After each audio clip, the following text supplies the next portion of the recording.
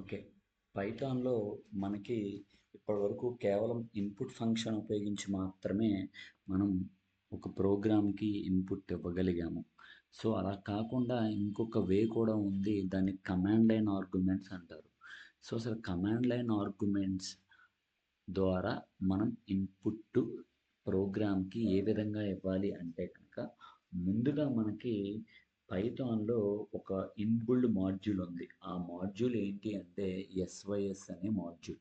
ఆ సిస్టమ్ అనే మాడ్యూల్‌ని ముందు మనం ఇంపోర్ట్ చేసుకోవాలి. సో, ఇంపోర్ట్ ఎలా చేసుకోవాలి అనేది ఎగ్జాంపుల్ ప్రోగ్రామ్ ఇక్కడ చూపిస్తున్నాను. సో, ఇంపోర్ట్ ఎస్‌వైఎస్ అని టైప్ చేసి జస్ట్ ప్రింట్ ఎస్‌వైఎస్ డాట్ ఆర్గ్వి అని ఇవ్వాలి. సో, ఇక్కడ ఆర్గ్వి అంటే ఏంటి అంటే కనుక, మనం ఏవైతే ఇన్‌పుట్స్ ఇస్తున్నామో, ఆ ఇన్‌పుట్స్ అన్నీ కూడా ఈ ఆర్గ్వి తీసుకొని ఒక లిస్ట్ రూపంలో వాటిని సేవ్ చేసి ఉంచుతుంది.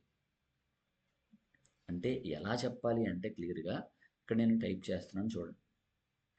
So, argv is equal to so, ఒక లిస్ట్ కదా!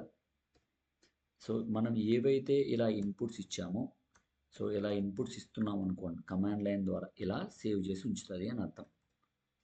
ఇలా సేవ్ చేసుకుంటది అని అర్థం. ఓకేనా? రైట్. చూద్దాం ఎలా వస్తుంది ఏంటని. సో, ముందు మనం ఇలా ఈ ప్రోగ్రామ్‌ని ఇట రాసి దీన్ని రన్ చేద్దాం. రన్ చేస్తే మనకి విజువల్ స్టూడియో కోడ్ ద్వారా రన్ చేస్తున్నప్పుడు మనకి ఏ విధమైన అవుట్‌పుట్ రాదు. ఎందుకు అంటే అసలు మనం వీట్లికి ఇన్‌పుట్టు సారీ ఇక్కడ మనం ఇన్‌పుట్టు విజువల్ స్టూడియో కోడ్ ద్వారా ఇవ్వటం లేదు. కమాండ్ ప్రాంప్ట్ ద్వారా ఈ ప్రోగ్రామ్‌కి ఇన్‌పుట్ ఇస్తున్నాం. అందుచేత మనకి ఏ విధమైన ఇన్‌పుట్ తీసుకోదు. అలాగని ఏ విధమైన అవుట్‌పుట్ డిస్‌ప్లే చేయదు. సరే మరి కమాండ్ ప్రాంప్ట్‌ని సో, ఇక్కడ సెర్చ్‌లోకి వెళ్లి మీరు సీఎండీ అని టైప్ చేస్తే చాలు. సీఎండీ అని టైప్ చేస్తే ఇలా కమాండ్ ప్రాంప్ట్ ఓపెన్ అయితది. సో, ఆల్రెడీ నేను కమాండ్ ప్రాంప్ట్ ఓపెన్ చేసి ఉంచాను కాబట్టి, సో, ఇక్కడ కమాండ్ ప్రాంప్ట్ ఇలా ఓపెన్ చేశాను. సో, ఇప్పుడు దీన్ని ఏం చేద్దాము అంటే గనక, ఇక్కడ చేసే ముందు ఒకటి మీరు చేయాల్సిందల్లా ఏంటి అంటే, ఈ ప్రోగ్రామ్‌ని ఎక్కడ సేవ్ చేశాము అన్నది ఒకసారి మనం క్లియర్‌గా చూడాలి. సో, దాన్ని నేను ఒకసారి మీకు save as already program save అయిపోయింది కాబట్టి, మీకు సేవ్ యాజ్‌కెళ్ళి నేను చూపిస్తున్నాను. సో, చూడండి. నేను ఇక్కడ డి డ్రైవ్‌లో పైథాన్ అనే ఫోల్డర్‌లో సేవ్ చేశాను. పైథాన్ అనే ఫోల్డర్‌లో ఆల్రెడీ సేవ్ చేశాను. సో, ఇప్పుడు నేను ds3 డాట్ పై అని సేవ్ చేస్తాను మళ్ళీ. ఓకేనా? ఇప్పుడు కమాండ్ ప్రాంప్ట్‌కి వెళ్ళి సో, ఆల్రెడీ పాత్ సెట్ చేయాలి. ఆల్రెడీ నేను ఇందాకటి దాకా చేశాను కాబట్టి పాత్ సెట్ అయింది. సో, ఒకవేళ పాత్ సెట్ అయ్యి లేదు అనుకోండి. సో, ఉదాహరణకి ఇలా ఉంది అనుకోండి. సి డ్రైవ్‌లో ఉంది అనుకోండి. అప్పుడు మనం ఇలా డి డ్రైవ్‌లోకి రావాలి. సో, నాకు డి డ్రైవ్‌లో ఆటోమేటిక్‌గా పైథాన్‌కి వచ్చేసింది. ఒకవేళ పైథాన్ అనే ఫోల్డర్ కూడా రాకపోతే అంటే మల్టిపుల్ ఫోల్డర్స్ కనుక ఇప్పటికే డి డ్రైవ్‌లో కనుక ఉంటే మీరు సీడీ స్పేస్ మీ ఫోల్డర్ నేమ్ ఇలా ఇవ్వండి.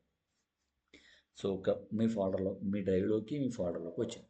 సో, ఇప్పుడు మనం ఏం చేయాలి అంటే గనక పైథాన్ అని టైప్ చేసి మన ఫైల్ నేమ్ ds3 డాట్ పై అని టైప్ చేసి మనం ఏ ఆర్గ్యుమెంట్స్ అయితే ఇవ్వాలనుకుంటున్నామో ఇలా స్పేస్ ఇచ్చుకుంటూ ఆర్గ్యుమెంట్స్ ఇచ్చాము.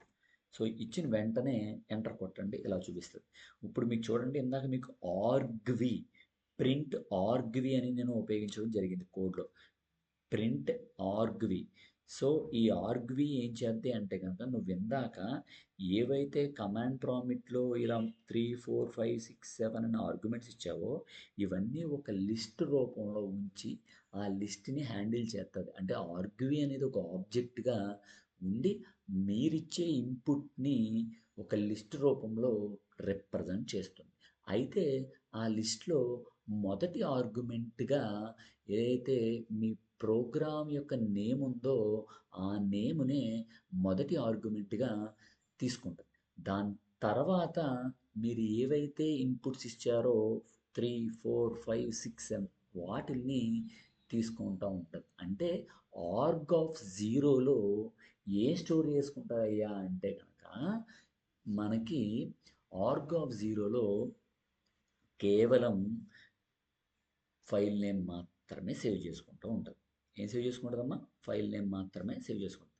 ఆర్గ్ ఆఫ్ 1లో 3ని, ఆర్గ్ ఆఫ్ 4లో సారీ ఆర్గ్ ఆఫ్ 2లో 4 వాల్యూ సేవ్ చేసుకుంటాం. Okay, thank you.